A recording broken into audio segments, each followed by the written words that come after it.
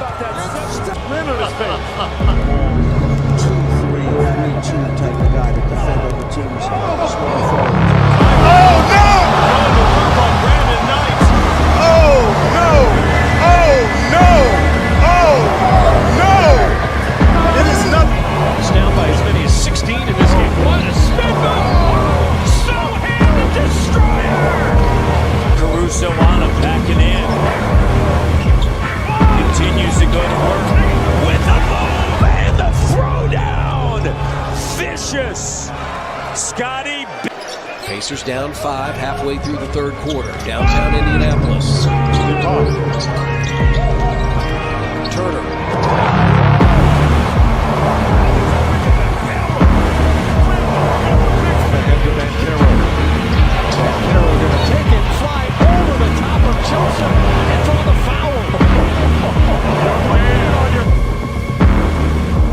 Not everybody figured out. Some of them became great coaches. Some of them became, you know what I'm saying, good GMs. You know what I'm saying? Like, this draft class is AO is legit. For sure. But hey, Trip, you or Rob got anything there that you guys want to chime in? I will say this on our end, we've always had different debates about who actually started the tone for this draft class, right? Now, a lot of people say Jordan out the gate started it, but then me and him, we was like, not out the gate necessarily, because he was getting cracked at first before he got it together and got that addition of Pippen. You feel me? He was getting cracked, right? So then we go down the list, and then we was like, if you really want to key into anybody, it would really be Olajuwon and Stockton, because it's like as soon as they got into the league and they got with their respective teams, they went crazy. So then I asked the question to all of y'all, and I'll let Rob start it off by answering. It's just, who really, out the gate put on for this draft class and actually put the battery in Jordan's back to go off like that? Would you say it was Olajuwon? Would you say it's Stockton? Or would you say it was Barkley? And I'm not talking about the guys he had to rival. Of course, he said what he said, the Magic and all those guys. But at the end of the day, every class that gets drafted together, they all got a little chip or a little push with each other because they came up with each other. So who would you say out of the guys I stated actually put that in his back? One is definitely going to be Sam Perkins because they were teammates. Hold up. He brought up a name I ain't even say. I like that. Keep going. Like Sam Perkins, him and Jordan were teammates, and they actually won a championship together. So, you know what I'm saying? Like, as soon as they came in the league, I already know, like, the first game against him versus Dallas, he's like, oh, I got to go crazy on this kid because he was definitely going ham at me at practice a couple of times. And Jordan even said it himself, Sam Perkins was no joke. Like, he did not take that man lightly. So I'll definitely give it Sam Perkins. Sam Bowie, we all know what happened to Sam Bowie. He was this big what if, and then his foot. That's why I didn't bring him up. That's why I didn't bring him up. I mean, a notable little note on Sam Bowie actually is the pre-draft trade. So on June 5, 1981, Portland acquired a first-round pick, which turned out to be the pick they used for Sam Bowie, from Indiana, the Pacers, in exchange for Tom Owens. Now, I don't know Tom Owens, but I know for sure you look at the fact, I just want to add this in there, was obviously they're killed for skipping on Jordan, right? A bit of, what do they call it? Hindsight. It's a beautiful thing. But there's two parts to that. There's, you skipped on Jordan, and then you traded as well a guy that, and look, no disrespect to whoever Tom Owens is, but you traded a guy that was, I guess, a zero, right, for that second pick, and you still missed? They shot in the foot, and they still missing to this day. It's badly. That's crazy. That's crazy. But the same question goes to all y'all, and then I'm going to send it right to you, Smitty. Who do you feel out of any of these guys help put the battery in MJ's back to get it going? I'm going to go different, and I'm going to say Charles Barkley because he was drafted to an East team. Now, Charles Barkley, even though he went at number 5, right, in that draft, was actually seen as one of the best players in that draft. early on.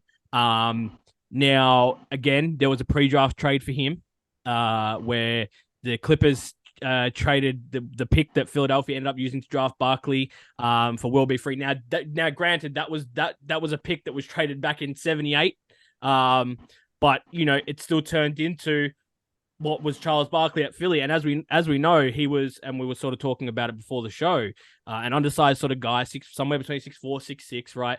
Now, he played and looked a lot bigger. And I mean, he put the battery, I think, in Jordan's back early because East versus East, and then again continually throughout the 90s because he ended up in the Western Conference, as we know, with the Phoenix Suns, and they become conference rivals, right? Now, as we know, obviously, there was a year where Barkley got to the finals in '93, which was the last year, I believe, of Jordan's first three-peat.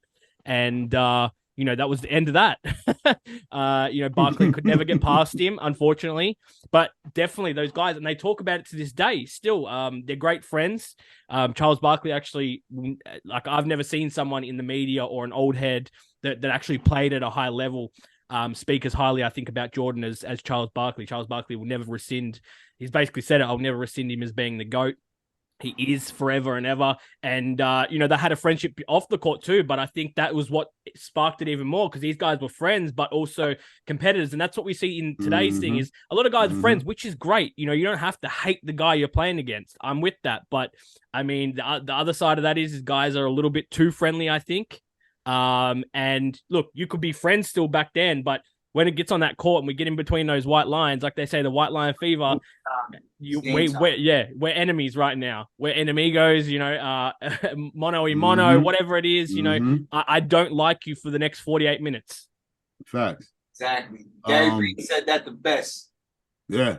If I had to say, if it's on me, real quick, I'm gonna say Elijah Wan. The reason why I'm gonna say Elijah Wan is when Elijah Wan came in the league, he had Ralph Sampson. You know what I'm saying? They were the Twin Towers. Yeah, you know what I'm saying? And they had went to a finals. So he already had that playoff and that finals experience already out the gate. You know what I'm saying? You gotta remember him winning the college championship, to him coming to the NBA, you know what I'm saying? Playing with Ralph, going to the finals probably in his first, second year. It don't matter if he lost or not, he went, you know what I'm saying? And he still made the playoffs throughout his career.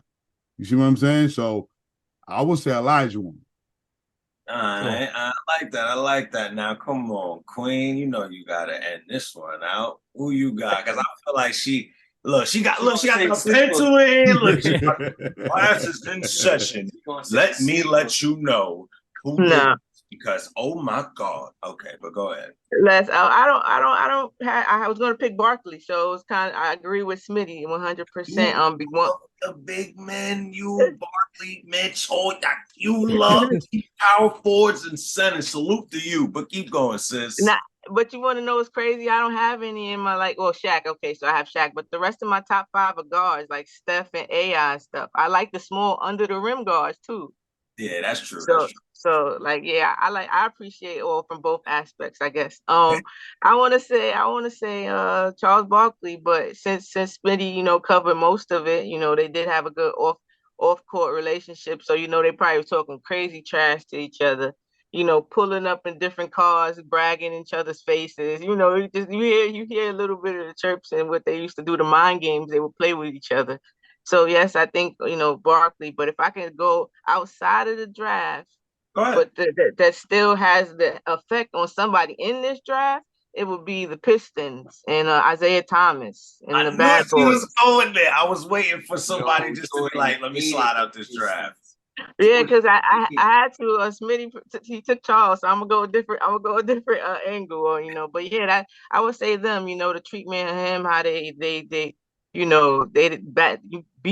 up. They kind of changed the rules a little bit because of him. A hard foul was a different definition back then. It was a different definition back then. Elbow, fist. Get knocked out. The Pistons had one of the dirtiest players in NBA history on their team, so Lambeer, baby. Yeah. So you're coming in that paint, you better come correct. Getting fist to face. Fist to face. He'll grab you around your neck and throw you to the ground. I mean, they had to bring in, they had a thing called the Jordan rules, and that was basically don't let him score. Yeah. That was literally That was coach's game plan. Don't let him score. If he comes in the paint, you tackle him. And that was as simple as that. You could get away with it back then too. So look at this, right? I got one final question before we end this out, right? With the last couple of minutes we have, and whoever wants to start it out can start it out. But we keep it short. Do you feel like because rules ended up getting changed for Michael Jordan's sake, right? Do you think that caused the trickle effect to why the NBA is so soft the way it is today? No. No. Look how quick that look. No. No. No. Now, I'll say no. I think the effect of Jordan on the game globally, speaking again back to what I was saying earlier, is what caused that, because they wanted to see higher scoring. Now, if you look at pace, I'm going to go deep on you here because I know this off the top of my head. If you look at pace, the lowest pace we've ever had in the NBA was through the late 90s and the early 2000s, right? Meaning amount of possessions per 100, amount of possessions per 48 minutes, right? So if you go and look at the pace, it was a much slower game, and it was actually fastest. Believe this or not, the game was actually fastest throughout the 70s. The late 70s was when the NBA was at its absolute fastest. We've never had, not even now, even now only comes within 3 or 4 possessions of pace. So my point is the game went from really fast, it slowed right down and became chess, basically. That's what I like to refer it as. It became a lot more of a half-court set game. You have like an on-court version of chess, 5v5, and then it sped up again. And I think that's what they saw was we obviously saw this great thing happen through the late 70s and 80s where you had the Showtime Lakers who, let's be honest, probably saved the NBA. And then you had Jordan come through and he was pivotal, right? But the thing was they noticed towards the end of the 90s, we could probably speed this up. So my answer, even though a little bit long-winded, I will say no. I don't think that's what caused it, but I think his impact, not the rules changed for him, but his impact is what pushed towards them wanting a higher scoring game for sure.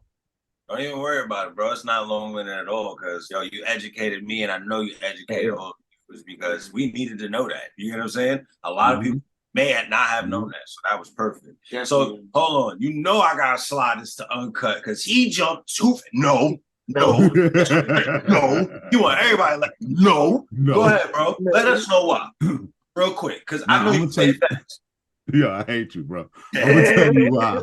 I'm gonna tell you why. Because basically, even though they made the Jordan rule, they didn't change too much. The only thing they changed was, if he get in the air, don't slam him on his neck. Yeah, that's basically what they were saying. Because if you look at the footage, when he went up, he still got punched in the face.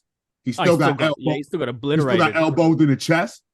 He still got knocked out the air. So basically, the whole thing was, don't body slam him. You can rough him up, but don't body slam him. So that's why I say, Jordan still had it bad. And then you got to think about it. They still had no hand checking. Yeah. So and remember, that's why I like FIBA. Because they ain't no hand checking. They still get down and dirty out there. Ain't no hand checking. You know what I'm saying? They still get grimy out there. So that's what I'm saying. A lot of things, ain't that, I can give you a couple players to watch change. Yeah, I agree. Might, though. I agree. I agree, definitely. Is it on me? Yeah, go ahead. Yeah. All right. Yeah, I agree with Raw on Cut, definitely, because I believe the hand check rule is what started, the transformation of the game, because it was harder to play defense. So of course the scoring is going to go up because it's harder to play defense, and today, especially now when they look at smart defensive plays like a take foul, you penalize the other team for it. That's a smart defensive play in my book. I know you want to see the highlight NBA Jam, NBA, 2K, NBA Jam kind of, but go back, remember old school. But you want to see entertainment. I get it, but at the end of the day, that's a good defensive strategy. Normally that's how you save a bucket as long as it's not malice. It should be okay. But that's here and over there.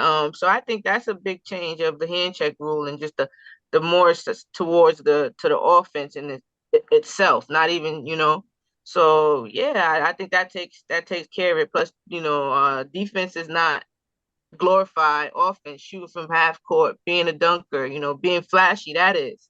So a lot of people want to do that, not so much the grit and grime of the little stuff. Not a lot of players want to do that, and the ones that do both are why they're superstars, or or in GOAT conversations, because they're impacting the game from every way. Yeah, definitely, definitely. You know what, Rob? I don't even gotta ask you. I already know that you done beat this in my head a million times. We're not gonna do that. You got it. You got it. You got it. So I'm gonna just let that one slide. Y'all all got it. Maybe MJ wasn't the reason for it. Just I hate you, MJ. You should have let us get a ring. You should have let me get one. Just let me get one. But yo, Smitty, go ahead, man. You could close this out, bro. All right. Yeah, look, guys, it's been a great episode. I appreciate you guys for joining us. Rob and Uncut, thank you for joining us first time, man. Definitely come back. Having me, man. You're welcome anytime, man. The more the merrier. Obviously, thank you to my co-hosts as always, Miss Ebony and Trippy, my guy. It's been another great episode to follow up off the last one, and we appreciate you guys for coming. And we got more stuff coming. Look for this show weekly, same time roughly, and we'll catch you guys on the next one. Peace. Peace. Peace.